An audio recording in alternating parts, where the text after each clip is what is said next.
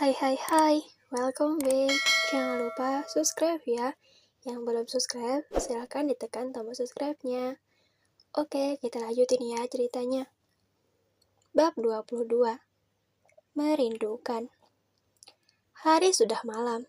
Di kediaman Rian, saat ini orang-orang masih sibuk mencari keberadaan Hana yang belum ditemukan titiknya. Rian pun sudah terbangun dari tidurnya. Akan tetapi, dia masih berada di dalam kamar Hana. Rian dengan mata sendunya dan membengkak, dia menatap seisi kamar Hana. Bayang-bayang Hana dapat dia lihat dengan jelas. Kakak kenapa? Kenapa kakak menangis? Hana baik-baik saja kok. Rian mendengar ucapan Hana yang terasa nyata. Dia pun segera bangkit untuk mencari Hana. Hana, kamu di mana sayang? Kakak merindukanmu. Sahut Rian dengan khawatir. Dia melihat-lihat ke sana kemari dengan gelisah. Aku di sini, Kak. Jawab Hana yang tengah duduk di atas tempat tidurnya. Rian yang melihat Hana, dia tersenyum dan segera berlari untuk memeluk adiknya. Namun sayangnya, saat Rian ingin memeluk, Hana tiba-tiba menghilang begitu saja dari pandangannya. Hana, Hana, Rian mencoba memanggil kembali adiknya itu, tetapi tidak ada jawabannya lagi. Hana, Rian terduduk di lantai. Pria yang semulanya berwajah dingin dan juga berdiri dengan kokoh, kini pria itu seakan telah lenyap. Tidak ada wajah dingin lagi. Hanya ada wajah kesedihan sekarang. Bahkan, Rian sudah tak sanggup untuk terus-terusan berdiri.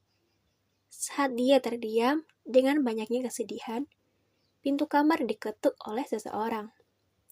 Tuan, panggil asisten Dennis. Rian yang mendengar suara asisten Dennis dari luar, dia sempat terdiam untuk beberapa saat. Namun kemudian, dia menyuruh agar asisten Dennis masuk ke dalam.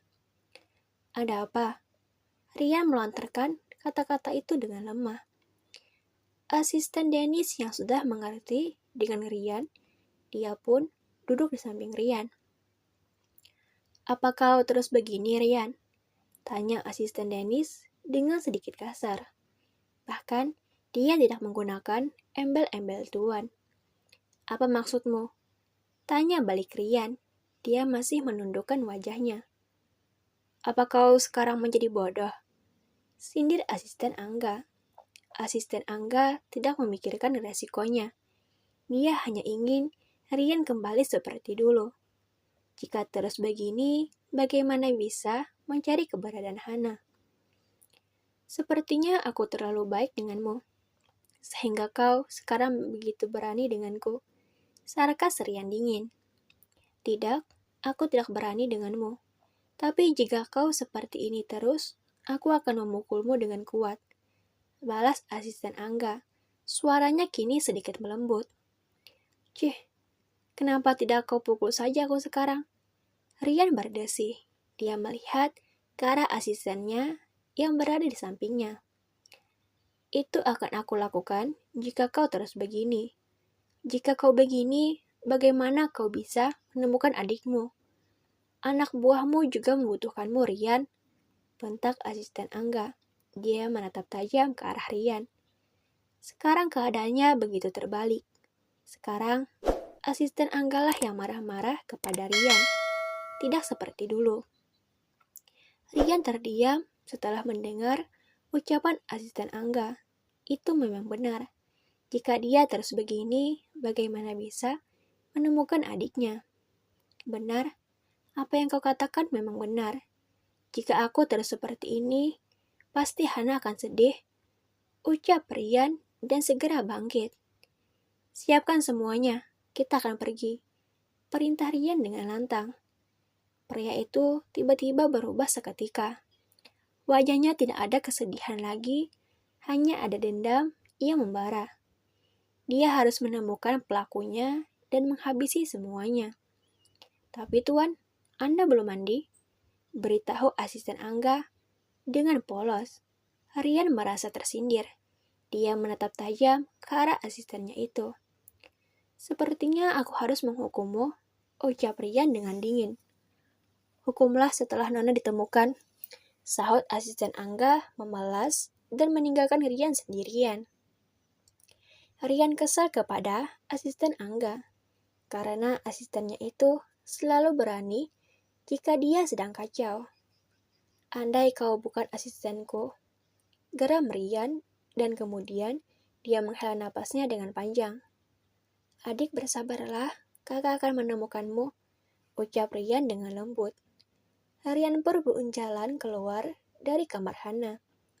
Dia ingin kembali ke kamarnya untuk mandi dan segera bergerak.